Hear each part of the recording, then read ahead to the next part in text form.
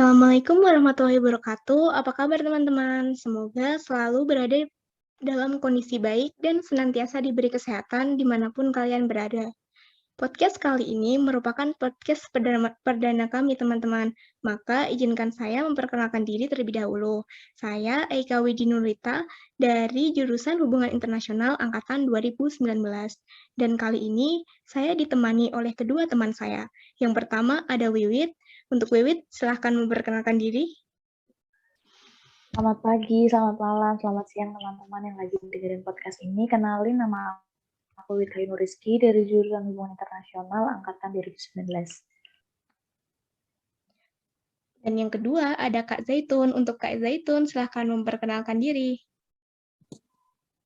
Oke, halo teman-teman semuanya yang telah mendengarkan podcast kami. Perkenalkan, nama saya Zaitun Lamanepa.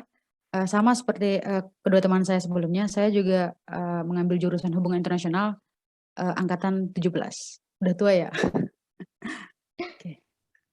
Oke, kami pada kesempatan kali ini akan berdiskusi santai mengenai sebuah topik yang masih cukup hangat dan menarik untuk dibahas, serta tentunya masih berkaitan dengan Cina, yakni mengenai strategi Cina mendekati Afghanistan dalam mewujudkan jalur perdagangan One Belt, One Road.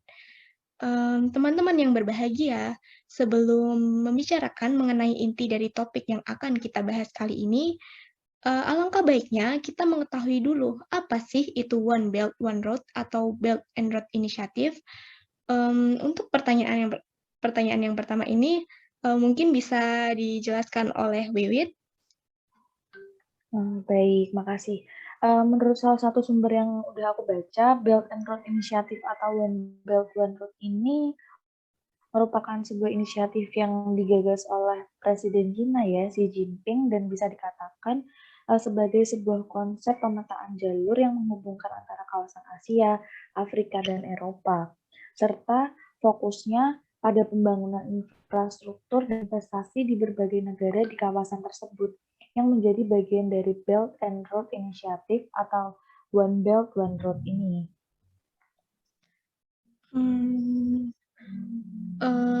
Kali ini aku pengen tanya nih sama Kak Zaitun, apa sih yang kemudian melatar belakangi gagasan mengenai One Belt, One Road atau Belt and Road Initiative ini, sehingga membuat Cina terkesan sangat ambisius untuk mewujudkannya?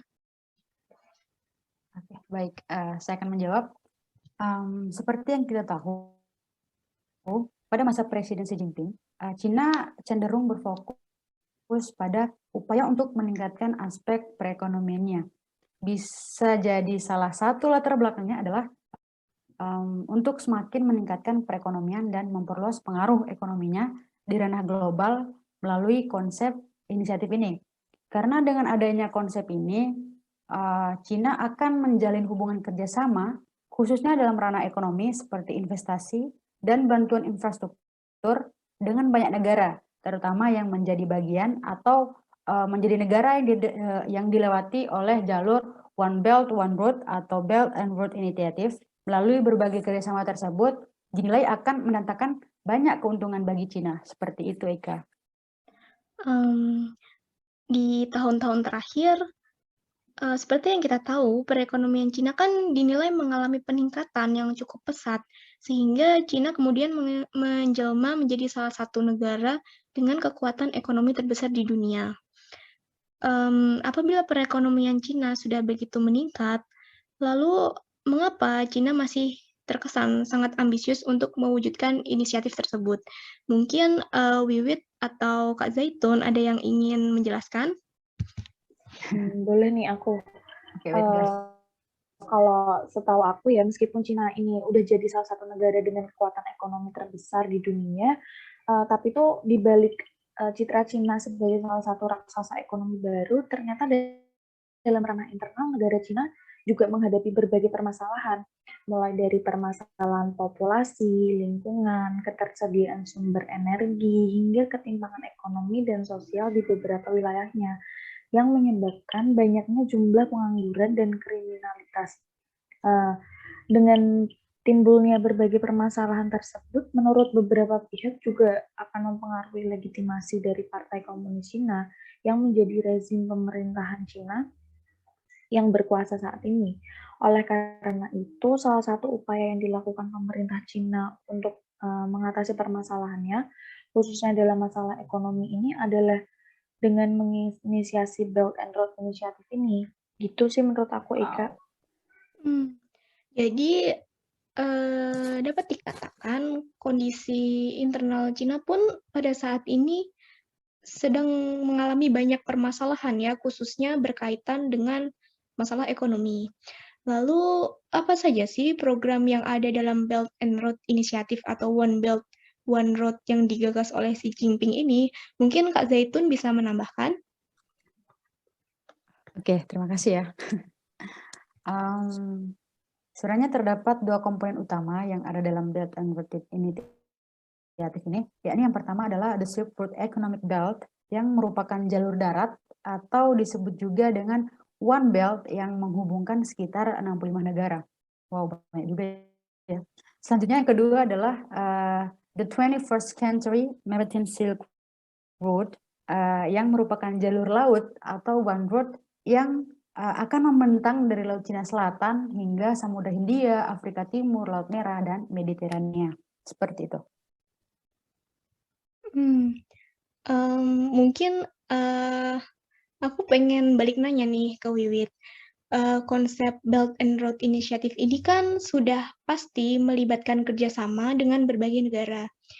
Bagaimana caranya pemerintah Cina meyakinkan negara-negara lain tersebut untuk turut mendukung terwujudnya inisiatif tersebut?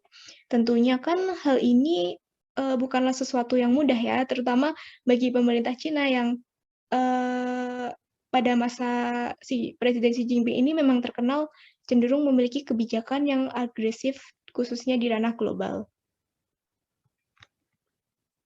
Wah, makasih banget nih pertanyaannya. Kalau mungkin menurut aku nih salah satu upaya yang dilakukan pemerintah Cina adalah meyakinkan bahwa dengan adanya Belt and Road Initiative ini juga akan menguntungkan bagi negara-negara yang dilewati oleh jalur tersebut dalam konteks mengurangi ketimpangan infrastruktur dan gencar untuk berinvestasi di negara-negara tersebut.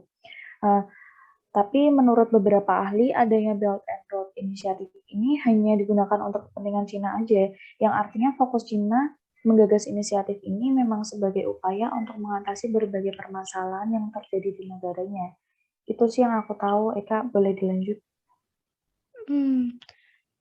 Dan sebelumnya kan sudah disinggung juga ya bahwa fokus dari pemerintah Cina dalam inisiatif ini adalah memberikan bantuan infrastruktur dan investasi pada negara-negara yang menjadi incaran Belt and Road Initiative atau One Belt One Road. Nah, kenapa fokusnya harus pada bidang infrastruktur dan investasi? Apakah ada suatu kepentingan tertentu dari Cina selain untuk meningkatkan perekonomiannya? Mungkin Kak Zaitun bisa menjelaskan secara lebih dalam. Wow, udah kayak pembicara terkenal nih. Oke, kembali ke topik. Sebenarnya alasan atau kepentingan dari Cina yang memfokuskan konsep inisiatif tersebut pada bantuan infrastruktur dan investasi sangat berkaitan dengan upaya peningkatan ekonominya ya. Seperti yang sudah disampaikan sebelumnya, bahwa kondisi internal Cina sendiri sedang mengalami berbagai permasalahan, khususnya yang berkaitan dengan penurunan perekonomiannya. Menurut berbagai sumber yang saya baca, kondisi Cina sedang mengalami overakumulasi suku cadang atau bahan-bahan infrastruktur dan jumlah mata uang asing, yakni dolar, sebagai akibat dari dampak dari upayanya untuk mengatasi global financial crisis yang terbalik menjadi bumerang bagi perekonomian Cina saat ini. Nah, dengan adanya investasi ke berbagai negara akan membantu Cina untuk mengurangi dan menstabilkan kembali overakumulasi dolar. Sementara itu, dengan memberikan bantuan dalam segi infrastruktur terhadap negara-negara yang terlibat akan membantu mengatasi permasalahan overakumulasi bahan baku infrastruktur di Cina. Seperti itu. Kalau menurut Wiwit nih, apakah hal ini juga akan memberikan dampak terhadap permasalahan sosial ekonomi di masyarakat Cina, seperti misalnya masalah pengangguran dan juga kriminalitas? Melihat keadaan sekarang, tentu saja pemerintah Cina juga berharap adanya inisiatif ini juga bisa membantu menyelesaikan permasalahan yang ada di Cina, seperti permasalahan pengangguran yang sangat tinggi yang ada di negaranya.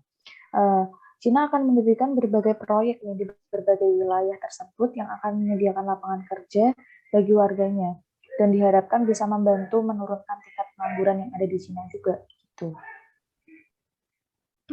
Oke. Berarti, dengan kata lain, sebagian besar pegawai yang akan bekerja di, berbagai macam proyek yang akan dijalankan oleh Cina di berbagai wilayah negara yang dilewati jalur One Belt One Road, adalah para pekerja yang berasal dari Cina. Bukankah hal itu sama saja akan mengurangi lapangan pekerjaan bagi warga lokal di negara tersebut? Bagaimana kalau menurut Kak Zaitun? Oh ya, terkait pekerja Cina. Iya. Berbicara mengenai hal tersebut, sebenarnya kembali lagi bahwa fokus Cina ini dalam inisiatif memang pada kepentingan negaranya sendiri. Apabila dilihat secara realis, upaya yang dilakukan Cina ini cukup masuk akal sih untuk mengatasi permasalahan pengangguran di negaranya. Selain itu, berbagai alasan lainnya mengapa pekerja asal Cina lebih diutamakan untuk menggerakkan proyek tersebut adalah karena efisiensi yang mana akan mempekerjakan pegawai asal Cina. Maka pemerintah tidak perlu lagi mengeluarkan biaya atau tenaga dalam hal-hal kecil seperti memberikan pelatihan bahasa bagi para pekerja Cina, seperti itu. Intinya seperti kayak mengurangi biaya lah, biar pemerintahan Cina tuh nggak capek-capek gitu loh ngasih pelatihan lagi gitu. Oke, dari apa yang barusan dipaparkan, upaya menyelesaikan berbagai permasalahan yang kini dihadapi oleh Cina, mungkin bisa dikatakan bahwa berbagai upaya tersebut merupakan goals jangka pendek untuk menyelesaikan permasalahan Cina saat ini. Mungkinkah, di balik atau, di masa yang akan datang, Cina juga memiliki goals jangka panjang dari adanya One Belt One Road atau Belt and Road Initiative ini. Mungkin antara Wiwit atau Kak Zaitun, ingin menjelaskan secara lebih lanjut? Boleh nih aku nambahin dikit. Jadi menurut beberapa sumber dan berita yang aku baca ya, inisiatif ini tuh akan dimanfaatkan sama Cina untuk jalur perdagangan dan distribusi energi dalam jangka panjang. Karena seperti yang sudah disampaikan di awal tadi, bahwa di Cina ini ternyata banyak permasalahan-permasalahan yang dialami oleh pemerintahannya. Jadi Cina juga memiliki permasalahan dan ketersediaan sumber energi di negaranya. Jadi inisiatif One Belt One Road ini sedikit banyak bisa membantu dalam memperbaiki permasalahan-permasalahan tersebut tadi. Wow. Kalau begitu, kalau begitu apakah adanya inisiatif ini juga akan mempermudah Cina menjadi negara yang mendominasi di ranah global, misalnya seperti Amerika Serikat? Mungkin terkait hal ini bisa ditambahkan oleh Kak Zaitun. Oke, saya akan menjawab. Ini merujuk kepada materi-materi yang telah kita pelajari di kelas studi Tiongkok, bahwasanya para analis ini memiliki, ada beberapa analis ya, ada dua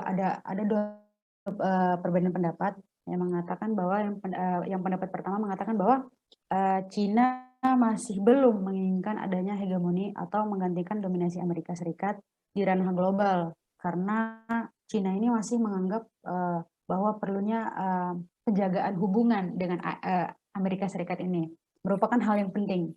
Yang pendapat kedua yaitu beranggapan bahwa mungkin berbagai proyek dalam inisiatif ini, misalnya seperti pembentukan AIIB atau The Asian Infrastructure Investment merupakan salah satu alat atau pembuka jalan bagi Cina untuk mencapai hegemoni. Nah, intinya ini Cina belum ada keinginan ya untuk menggantikan atau mendominasi seperti negara Amerika, dan menganggap salah satu pembentukan proyek yaitu AIB ini sebagai jalan untuk Cina mencapai hegemoni tersebut. Seperti itu, Ika. Berarti dapat dikatakan bahwa ada ya kemungkinan Cina di masa yang akan datang akan mencoba mengambil alih dominasi global, khususnya dalam ranah ekonomi. Tapi kembali lagi, dengan perekonomian Cina yang sudah cukup maju sebelumnya, sehingga Cina dapat memberikan bantuan hutang bagi beberapa negara di dunia. Nah, apakah hal ini juga bisa dijadikan sebagai salah satu alat untuk kepentingannya melalui Belt and Road Initiative ini? Bagaimana kalau menurut Wiwit? Jadi menurut aku dari sumber-sumber yang udah aku baca dan pelajari itu, dalam proses realisasinya sendiri, Cina dinilai telah memanfaatkan potensi dari negaranya yang gagal melunasi hutangnya dengan mengakuisisi beberapa proyek yang ada di negara tersebut. Sebenarnya hal ini bukan menjadi salah satu tujuan awal dari proyek ini atau proyek obor ini.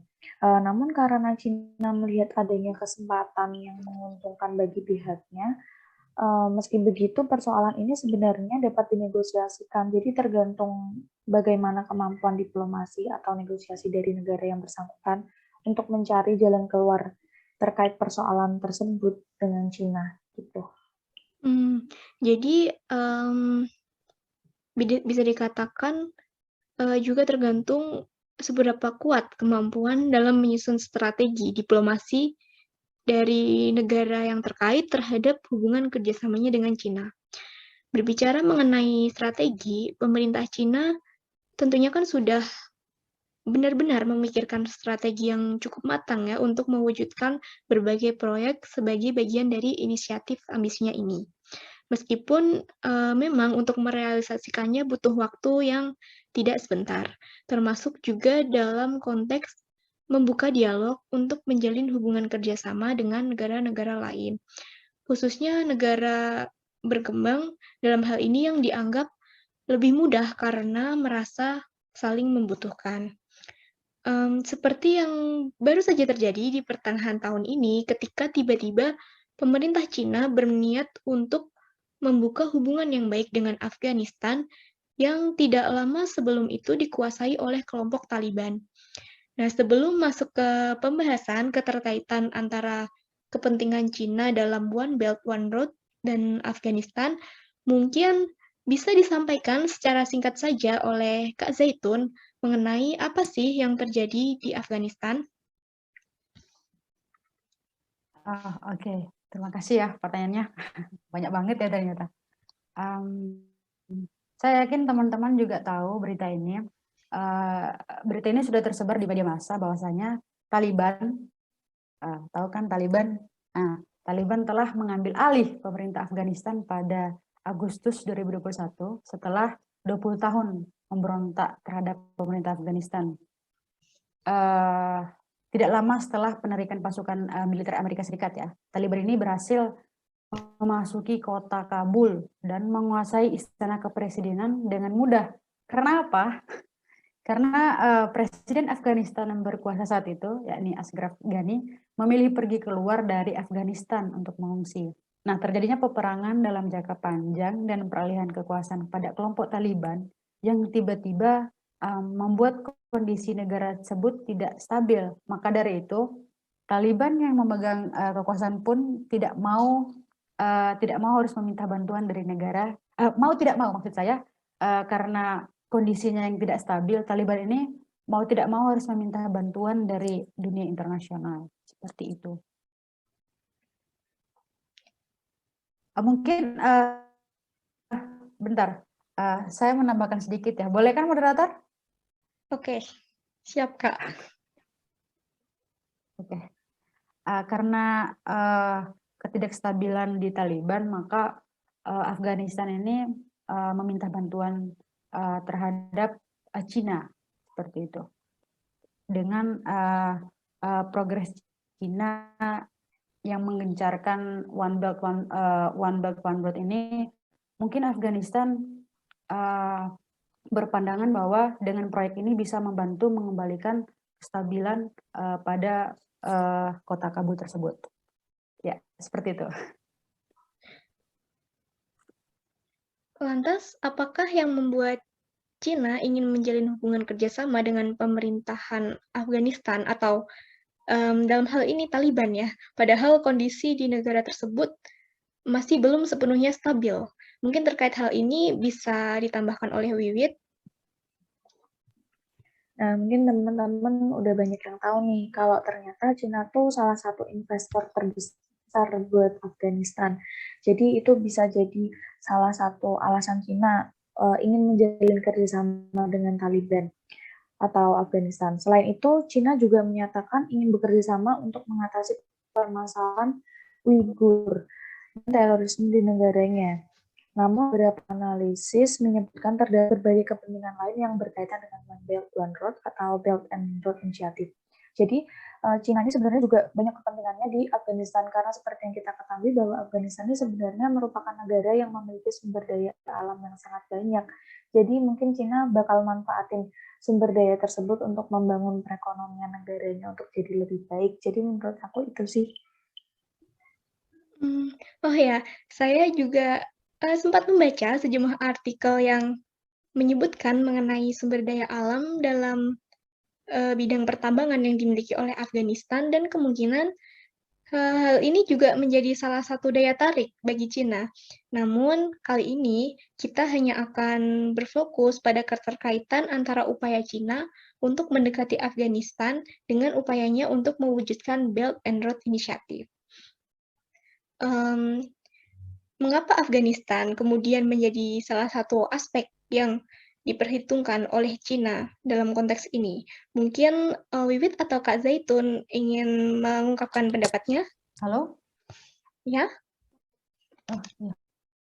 Terputus tadi, bisa diulang nggak tadi sampai mana ya? Oke, baik. Kalau begitu saya ulangi ya, Kak. Oh, iya. Saya juga sebelumnya telah membaca sejumlah artikel yang menyebutkan mengenai sumber daya alam dalam bidang pertambangan yang dimiliki oleh Afghanistan, dan kemudian hal tersebut juga menjadi salah satu daya tarik bagi Cina. Namun kali ini kita hanya akan berfokus pada keterkaitan antara upaya Cina untuk mendekati Afghanistan dengan upayanya untuk mewujudkan Belt and Road Initiative. Nah, mengapa sih Afghanistan kemudian menjadi salah satu aspek yang diperhitungkan oleh Cina dalam konteks ini? Mungkin dari Wiwit atau Kak Zaitun ada yang ingin mengungkapkan pendapatnya? Boleh nih, Atun, Zaitun. Oke, Kak. Jadi pertanyaannya, mengapa ini ya Afghanistan salah satu aspek ya yang diperhitungkan oleh Cina? Yes. Oh ya. Saya izin menjawab ya. Selain faktor sumber daya alam yang dimiliki oleh Afghanistan juga dianggap dapat membantu menyelesaikan permasalahan terorisme di Cina. Teman-teman, maaf ya suara motor. Oke, saya lanjutkan. Terciptanya kebilan di Afghanistan ternyata juga sangat penting bagi Cina untuk memuluskan berbagai proyek di kawasan Asia, khususnya Asia Tengah dan Selatan. Nah, seperti itu.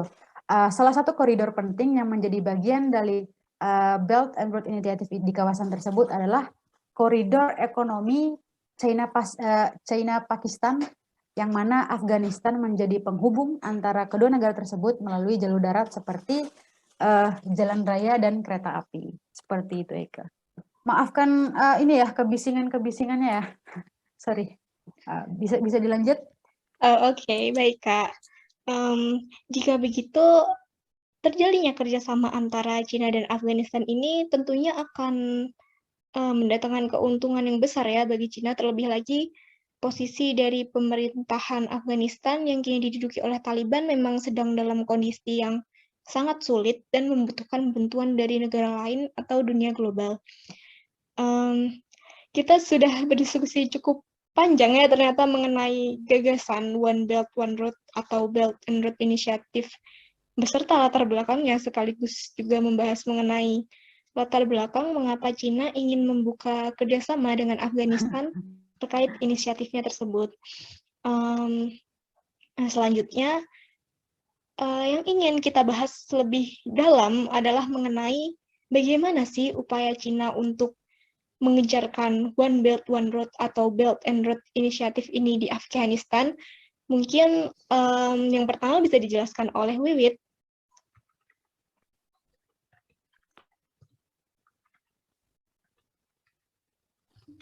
Mohon maaf. Halo, Wit. Itu ya, Eka.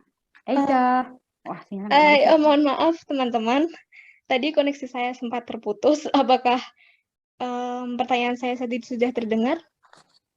Atau perlu diulangi kembali? Boleh aku ulangin aja nggak? Yang aku Mungkin dengar untuk tadi, memastikan. iya. Iya. Jadi pertanyaannya bagaimana upaya Cina untuk menggencarkan obor di Afghanistan, gitu ya? Iya, Wit. Baik, aku nyampein pendapat aku ya. Jadi yang perlu diketahui pertama-tama adalah kemunduran Amerika Serikat di Afghanistan pada beberapa waktu lalu. Itu merupakan sebuah peluang yang dilihat oleh China dalam mewujudkan ambisinya, yaitu One Belt One Road atau obor ini. Seperti yang telah dijelaskan sebelumnya, One Belt One Road ini merupakan kebijakan yang dibuat oleh Presiden Xi Jinping dengan tujuan meningkatkan perekonomian China melalui kerjasama antar negara, pemetaan jalur yang menghubungkan antara Asia, Afrika, dan Eropa, serta berfokus pada pembangunan infrastruktur dan investasi di berbagai negara tersebut, yang menjadi bagian dari Belt and Road Initiative. Dalam mewujudkan ambisi obor di Afghanistan, China berjanji membuka kedutaan besarnya di Afghanistan dan juga meningkatkan bantuan kemanusiaan ke negara landlocked itu. Hal ini juga disampaikan langsung oleh Wakil Menteri Luar Negeri China, Wu Jianhao, saat berkomunikasi via telepon dengan anggota kantor Taliban di Doha. Upaya lainnya, China yang akan menghubungkan kembali pembangunan di Afghanistan dengan prakasa CPAC atau China-Pakistan Economic Corridor yang mempunyai dampak positif terhadap Afghanistan. Prakarsa tadi ini yang menghabiskan miliaran dolar untuk pembangunan jalur raya kereta api dan pelabuhan laut yang beralokasi di Gwadar. Gwadar, Pakistan. Pusat pertambangan atau ekonomi Afghanistan dapat dihubungkan dengan jalur barat, jalan kereta api, dan pipa minyak bumi yang berawal dari Gwadar hingga prefektur Kashgar di bagian barat daya Provinsi Xinjiang, China. China juga bahkan telah menyatakan siap memperdalam hubungan persahabatan dan kooperatif dengan Taliban sejak mereka menguasai Afghanistan lagi. Gitu sih, Eika, boleh dilanjut. Oke. Melihat berbagai upaya yang sudah dilakukan pemerintah Cina tersebut menunjukkan bahwa Cina di sini memang terkesan sangat berambisi ya untuk mewujudkan inisiatifnya. Seperti yang sudah disinggung pula sebelumnya mengenai kepentingan atau tujuan Cina sendiri mendekati Afghanistan dalam hal ini sebagai bagian dari ambisi mewujudkan One Belt One Road atau Belt and Road Initiative. Sebenarnya menurut Wiwit, apa sih yang membuat Cina menaruh kepercayaan terhadap Taliban untuk bekerja sama, padahal seperti yang kita tahu, Taliban merupakan sebuah kelompok yang dianggap telah memberikan ancaman besar terhadap kemampuan politik dan persatuan negara Afghanistan. Oke, makasih nih pertanyaannya. Jadi kalau mungkin banyak negara berpendapat bahwa bekerja sama dengan Taliban itu hal yang salah atau gimana, aku juga nggak ngerti. Tapi Cina ini memiliki pendapatnya sendiri bahwa Taliban memiliki peranan yang penting dalam proses perdamaian, rekonsiliasi, dan rekonstruksi Afghanistan. Hal ini telah disampaikan langsung oleh Menteri Luar Negeri Cina yang tadi udah aku singgung. Namun, seperti apa yang sudah dipaparkan tadi, bahwa kepentingan utama Cina adalah kepentingan ekonomi. mengingat Afghanistan merupakan salah satu negara yang memiliki sumber daya alam terbesar di dunia. Beberapa sumber daya yang terdapat di Afghanistan sendiri yaitu tembaga, batu bara, kobalt, merkuri, emas, dan litium itu juga mencapai lebih dari 1 triliun US dollar. Selain itu, China juga merupakan investor terbesar bagi negara Afghanistan. Sebelum Taliban masuk pun China sudah menjadi investor terbesar di Afghanistan, dan yang terpenting bahwa posisi Afghanistan yang sangat penting bagi keberhasilan proyek utama China di Asia Selatan dan Asia Tengah sebagai bagian dari Belt and Road Initiative. Jadi bisa dikatakan bahwa kestabilan Afghanistan itu bisa memberikan pengaruh yang sangat besar terhadap kestabilan proyek yang China lakukan di sana gitu. Menarik sekali ya tadi yang sudah disampaikan oleh Wiwit dan juga Kak Zaitun mengenai strategi Cina mendekati Afghanistan dalam mewujudkan jalur perdagangan One Belt One Road, yang ternyata selain argumen yang menyatakan kerjasama Cina dan Afghanistan yang kini diduduki oleh Taliban untuk mengatasi permasalahan terorisme dan Uighur, namun ternyata di samping itu Cina juga mempunyai kepentingan ekonomi, utamanya berkaitan dengan One Belt, One Road atau Belt and Road Initiative. Tadi juga sudah sempat dipaparkan mengenai berbagai upaya dan strateginya dengan membuka kedutaan besar di Afghanistan dan juga meningkatkan bantuan kemanusiaan ke negara tersebut serta menghubungkan kembali pembangunan di Afghanistan dengan prakarsa CPEC atau China-Pakistan Economic Corridor yang nantinya juga akan memiliki dampak positif terhadap Afghanistan. Baiklah teman-teman, sepertinya kita sudah berdiskusi sangat panjang ya mengenai topik kita kali ini. Wow, debat. Mungkin dari Wiwit atau Kak Zaitun ada yang ingin terlebih dahulu menyampaikan 1-2 patah kata? Apa ya? Sebenarnya nggak ada sih, tapi kalau kita lihat-lihat, Cina ini emang akhir-akhir ini apa ya, sangat berambisi gitu ya dengan proyek obornya ini. Di mana aja, Indonesia, Afghanistan, udah beberapa negara yang udah dimasuki oleh proyek Cina ini. Ya itu sih. Iya, Sebenarnya dampak ada beberapa dampak sih yang baik buat Cina dan juga negara-negara yang jadi investasinya Cina ini. Gimana? Gimana Bibit? Kalau dari aku sih keren sih. Ya Cina emang udah pengen jadi negara hegemoni banget sih, bisa ngalahin Amerika nih kayaknya di sini ya. Karena dari semua kerja-kerjanya dia dan pemerintahannya tuh tujuannya tuh cuma mau menguasai ekonomi global aja gitu menurut aku. Benar. Soalnya sekarang menurutku sih kedudukan Amerika sebagai negara adidaya ini sekarang kayaknya udah mulai dikit-dikit bergeser nih. Takut nih Amerika nih sama Cina nih. Iya benar. Iya, Cina memang selalu menarik ya untuk dibahas. Baik, bila memang sudah cukup dan kini sudah waktunya bagi kami untuk pamit, kurang lebihnya mohon dimaafkan, dan apabila tadi ada beberapa kali lost connection, itu juga mohon dimaafkan. Apabila ada teman-teman yang mau bertanya atau berkomentar, teman-teman bisa menuliskannya pada kolom komen di bawah. Baiklah, terima kasih banyak teman-teman semua. Kami cukupkan. Wassalamualaikum warahmatullahi wabarakatuh. Waalaikumsalam warahmatullahi wabarakatuh. Terima kasih teman-teman.